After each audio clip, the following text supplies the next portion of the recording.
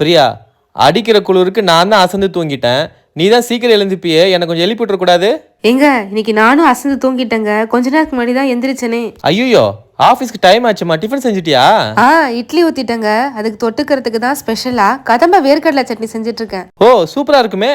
ரொம்பவே ஈஸி, டேஸ்டான அண்ட் எல்லாருக்குமே பிடிச்சமான வேர்க்கடலை வச்சு வேர்க்கடலை கதம்ப சட்னி. இது செய்ய கடாயில 2 டேபிள் ஸ்பூன் நல்லெண்ணெய் விட்டுட்டு ஒரு 2 டேபிள் ஸ்பூன் கடலை பருப்பு வறுத்துக்கலாம். இதோட 5 காஞ்ச மிளகாய் சேர்த்துக்கலாம். ஒரு துண்டு இஞ்சி, 6 பல்லு பூண்டு, கொஞ்சமா கருவேப்பிலை. இதெல்லாம் நல்லா வதங்கி வந்ததும் ஒரு வெங்காயம், ஒரு தக்காளி சேர்த்து வதக்கிக்கலாம். வெங்காயமும் தக்காளி வதங்கினதும் ஒரு துண்டு புளி, கடைசியா கொஞ்சமா புதினா, இதுக்கு தேவையான அளவுக்கு கல்லுப்பு சேர்த்து வதக்கிக்கலாம். இதெல்லாம் நல்லா வதங்கினதும் ஆற வச்சுட்டு மிக்சி ஜார்ல சேர்த்து அரைச்சிக்கலாம்.